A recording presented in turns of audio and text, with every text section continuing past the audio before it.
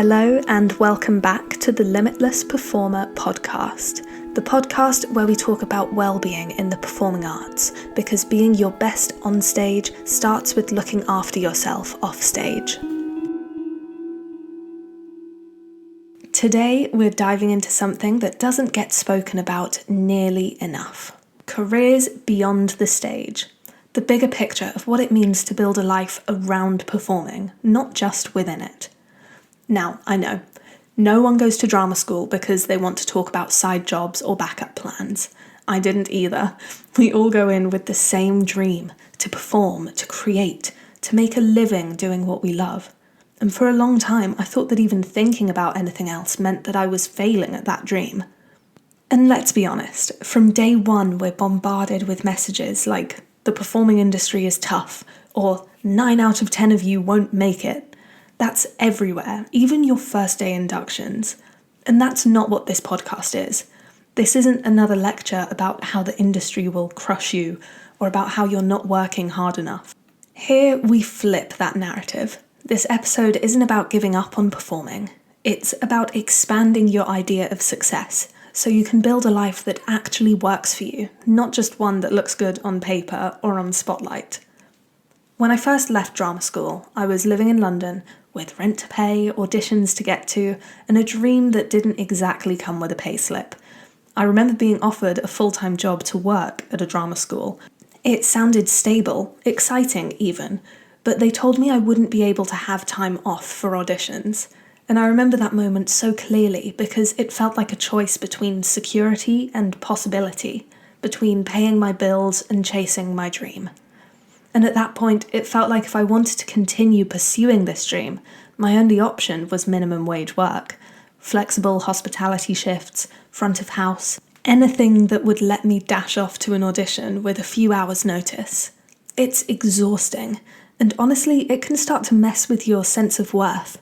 You start to feel like that you're working so hard but not really moving forward, like your real life is on hold until you're consistently working as a performer.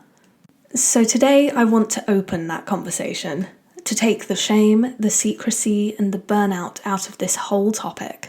We're going to look at the pros and cons of different types of work performers do between jobs, how to navigate the mental load of it all, and why I'm such a big advocate for entrepreneurship, not as a backup plan, but as a way to take back control of your time, your finances, and your sense of self. Because yes, performing might always be your first love, but you also deserve a life that supports you while you chase it.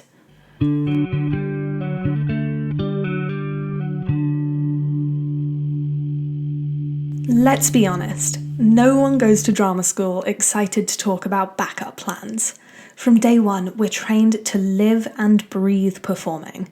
You're surrounded by people who want the same thing: to work, to perform, to make it. So the idea of talking about anything else feels kind of like failure. And honestly, it feels boring. You think, I didn't come here to talk about admin jobs or retail shifts. I came here to be a performer. And I get it, I was exactly the same. But that culture, that unspoken rule that we don't discuss what happens outside the industry, is exactly what makes life after training so much harder. Because suddenly you graduate, and it's like this whole hidden side of being a performer hits you in the face. Bills, rent, side jobs, the logistics of trying to balance flexibility with stability, and no one really prepared you for it. And that's where this whole muggle job mindset comes in. You know, that little running joke that we all have. Oh, I'm just doing my muggle job this week. We love a muggle job shift before an audition. It's funny and we've all said it. But underneath the humour, it quietly reinforces this idea that anything outside of performing is somehow less than, and that your real life is only happening when you're performing. Everything else is just filler.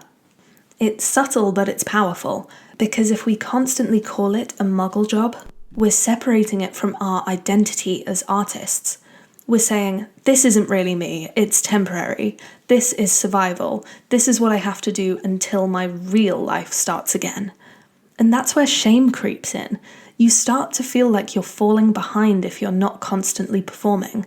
You scroll through Instagram and someone from your year has booked a contract or is rehearsing for a tour, and suddenly your barista shift feels like proof that you're failing, even though you're actually doing something incredibly responsible, keeping yourself afloat so you can keep going. And of course, it's not wrong to want performing to be your main focus. It's what you trained for, it's what lights you up, and it's okay to still want that to be the centre of your life. But if we never talk about the in-between, the financial, emotional, practical side of being a working performer, we leave people unprepared and worse, ashamed for doing what they have to do to survive. Because survival jobs aren't a sign of failure, they're a sign of commitment. You're saying, I believe in myself enough to keep going. And that deserves more respect than the industry usually gives it. So before we dive into the types of jobs and what might actually work best for you, I just want to say this. You're not less than because you're working outside of the industry. You are not behind. You are living real life. And real life, with all of its chaos and rent payments and 6 a.m. shifts, is part of being a performer too. So let's talk about what the performer economy actually looks like. The real everyday structure of early career performing life. For most of us, it's a cycle of short contracts, long audition seasons, and constant uncertainty.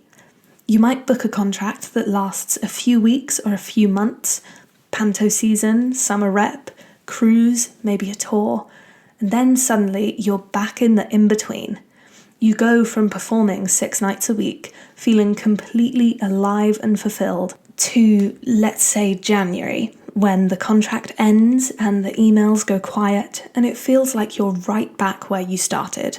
And that's one of the hardest things about this industry, the constant reset, because performing isn't structured like a typical career path. There's no steady progression, no annual review, no guaranteed pay rise. We're told to treat performing like a career, but most performing jobs don't offer the stability of a career. So what ends up happening is this. You need 2 careers to make one sustainable life. And that's a lot. Emotionally, financially, mentally, you're juggling 2 worlds at once. You've got your muggle job, paying the bills, and your performing job, when it comes along, feeding your soul. But both require time, energy, and focus. And sometimes the 2 worlds just don't fit neatly together. If you've ever tried to ask for time off for an audition or had to quit a job because you booked a short-term contract, you know exactly what I mean. I remember working in a theatre once and getting offered a full-time position, and they said, but you won't be able to take time off for auditions. And this was that horrible feeling of, well, then I can't take it. Because in that moment, it felt like I had to choose between financial stability and creative opportunity. And that's the reality for so many performers, especially in big cities like London. You move there because it's where the work is, but the cost of living is brutal. Rent, travel, food, gym memberships, self-tape equipment, new headshots, it all adds up so fast. You can be working full-time hours and still feel like you're barely scraping by.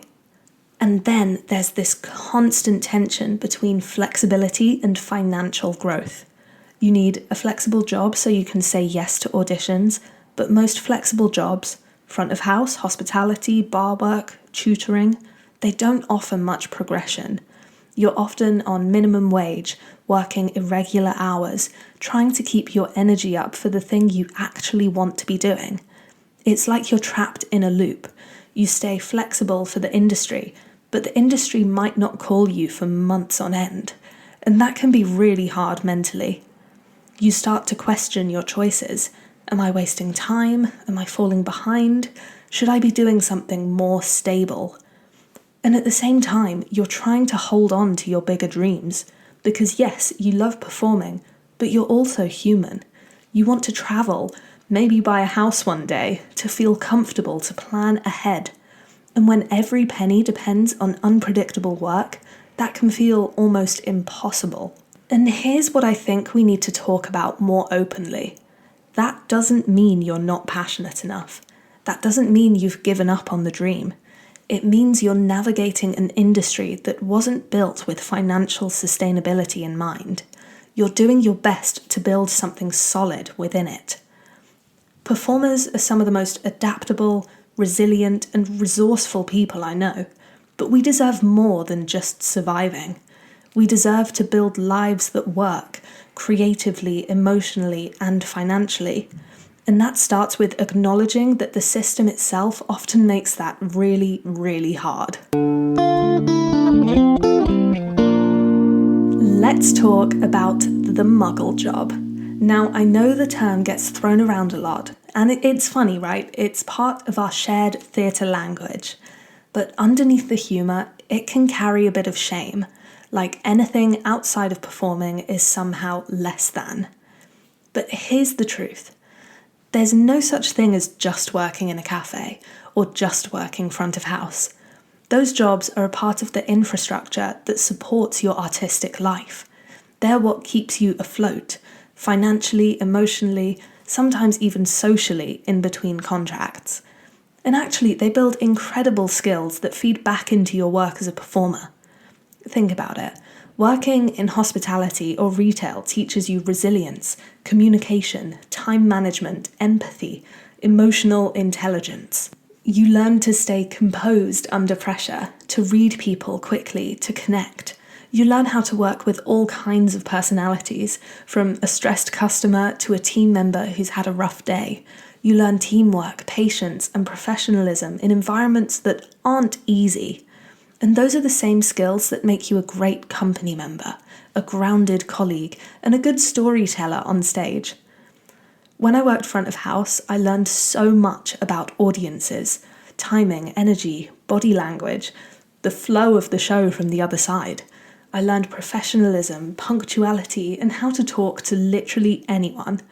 And honestly, that job taught me things that I still use now, even as a coach. It gave me people skills, awareness, and while drama school gave me confidence as a performer, hospitality gave me confidence as myself. It's also such a gift to meet people outside of the industry. When your whole world revolves around performing, it can start to feel like that's all there is, like you only exist in that one context. But when you work with people from all walks of life, you realise how many different ways there are to live, to work, to be fulfilled. And that's something I wish we talked about more in training, the value of perspective. Because when your whole identity is wrapped up in performing, as we talked about last episode, it can be really hard when that's taken away, even temporarily. But the more you connect with other communities, the stronger and more well-rounded you become. So instead of seeing your muggle job as a step down, see it as part of the bigger picture. It's not a side job, it's part of the infrastructure that supports your artistic life. It gives you the stability to keep going. It teaches you to stay grounded, to manage your time, and to maintain structure. All things that help you when performing does come around again. And look, I get it. It's hard when you're in it. When you're on your third double shift of the week, it's half term, there are children everywhere, your feet hurt, you're running on coffee, and you haven't had an audition in months. It can feel like you're going nowhere. But that doesn't mean you failed. It means you're in a season of preparation, not pause. You're still building skills, character, and resilience that will serve you in ways that you can't always see yet. And if you ever find yourself in that place, feeling a bit stuck, here's what helps. Keep the spark alive in small ways. Keep singing in your kitchen. Keep dancing in your living room. Go and see a show when you can. Surround yourself with things that remind you why you love this world, even if you're not currently performing in it. Because your creativity isn't gone. It's just finding a different rhythm for now. We can love our craft and be honest about the economics of it. That's not negativity, it's maturity. It's saying, I'm a performer and I also have a job that lets me live, grow, and build a foundation under that dream. And that's something to be proud of, not to hide.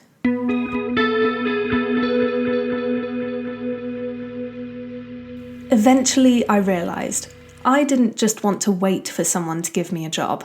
I wanted to create something of my own. And that shift honestly changed everything. Because for so long, I thought my career could only move forwards when someone else said yes. When I got the audition, the contract, the opportunity. But once I started exploring other paths, things I could build myself, I realised how much power I'd been giving away without even noticing. We're seeing more and more performers step into this space, becoming personal trainers, coaches, creatives, teachers, small business owners, content creators, people who are still storytellers at heart, but are choosing to use those skills in a way that gives them freedom, stability, and purpose on their own terms. And I think that is such an exciting evolution for our industry. Entrepreneurship doesn't have to mean starting a company overnight or knowing exactly what your thing is. It can simply mean giving yourself permission to explore other parts of you, the parts that light you up, make you curious, or just give you energy. You don't have to abandon performing, you're just adding more layers to who you are. When I started coaching and studying PT, it was out of a genuine love for movement, but also a need for something that gave me a sense of progress when performing felt uncertain. I wanted to help people, I wanted to create, and I wanted to feel like my time meant something even when I wasn't on stage. And it turned out to be one of the most fulfilling decisions I've ever made. Because entrepreneurship can be incredibly empowering for performers. You get to control your own time. You have a creative outlet that isn't dependent on casting calls or someone else's approval. And during those quieter performing seasons, instead of feeling like you're stuck waiting, you have something meaningful to pour into. It gives you purpose, structure, a sense of agency. And if that word entrepreneurship feels intimidating, don't worry, you don't have to have it all figured out. Maybe it's teaching a few dance lessons, or starting a podcast, or selling handmade products, offering coaching to others in your position. The point isn't to have a 5-year plan, it's to start experimenting with what else makes you feel alive. The best part is that everything that makes you a great performer, your storytelling, your empathy, your discipline, your resilience, they're all the same skills that make you a great entrepreneur. It's still creativity, still connection, still expression. You're just performing on a different kind of stage. So if you've ever had that spark of an idea, something you'd love to build, teach, or share, take it seriously. Even if it starts small, even if it's just a side project for now, because you never know where it might lead and what kind of freedom or fulfillment it might unlock for you. Entrepreneurship isn't about giving up on your performing dream. It's about realizing that you don't have to put your entire sense of purpose in the hands of an audition panel. You get to write your own script. I think that one of the biggest mindset shifts we can make as performers and as people is redefining what success actually means. Because somewhere along the line, we built this ladder, this invisible hierarchy of what counts as making it. West End over regional, lead over swing, TV over theatre, drama school trained or self-taught. And even though we might joke about it or pretend it doesn't matter, that hierarchy seeps in. It shapes how we talk about ourselves, how we compare, how we measure our worth. But the truth is, life isn't a ladder, it's a landscape. There is no single route to the top, no one right direction to climb. There are just many different paths, seasons, and choices that all make up a full, meaningful career. And when you stop trying to climb the ladder and start exploring the landscape, things start to open up. Maybe success isn't one big contract or a certain show on your CV. Maybe it's waking up on a Monday and feeling excited about what your week looks like. Maybe it's having the freedom to do the work that lights you up, to perform when you want to, and still have the energy and financial stability to live well. Maybe it's balance. Maybe it's joy. Maybe it's being able to say, I'm proud of what I'm building, even if it doesn't look like someone else's version of success. Because the truth is, performing isn't supposed to consume your whole life. It's supposed to add to it. And when you broaden your idea of success, it actually becomes more sustainable. You stop chasing someone else's definition and start creating your own. I think the performers who last and the ones who stay fulfilled are the ones who learn to hold both things at once, ambition and acceptance. They still dream big, they still love the craft, but they also know how to root themselves in the present and celebrate what's already good. And that's where mental health really comes in. When your sense of success isn't so fragile, when it doesn't rise and fall with every audition or casting email, you get to breathe again. You get to find pride in the small wins, in the meaningful moments, in the way you show up for yourself and for others. Because success doesn't have to just mean a spotlight. It can mean balance, boundaries, connection, purpose, or peace. So maybe for you, success looks like doing the job you love and having time for friends and family. Maybe it's being able to pay rent comfortably, go to dance class, and still have the energy to go out and watch a sunset. Maybe it's knowing that your worth isn't defined by your latest contract, but by the way you live your life. You don't have to keep climbing the ladder. You're allowed to step off it, look around, and realize that the view is already pretty beautiful from where you are.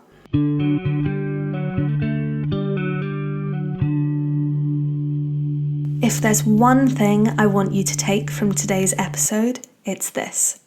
Having a job beyond performing doesn't make you less of an artist. It makes you more of a human. Because the truth is, being an artist isn't just about what happens under the lights. It's about how you move through the world, how you connect with people, how you build a life that gives you the freedom, stability, and inspiration to keep creating. You are not less because you work in hospitality, or teach, or coach, or freelance. You're building the scaffolding that holds up your art, and that deserves respect, not shame. So this week, I'd love for you to take a moment and think about your relationship with the idea of muggle jobs. How does that term make you feel? Is there a way you could reframe it with a little more compassion, a little more pride in the fact that you're finding ways to sustain your craft and yourself? Because this conversation isn't about lowering the bar, it's about widening it, making space for more versions of success, more paths to fulfillment, and more ways to thrive as an artist and as a person. Next week, we're diving into something that goes hand in hand with all of this. Mindset and community, how the people around you influence your growth and your confidence. Until then, keep building a life that supports the art you love, not one that burns you out. You are doing so much better than you think you are.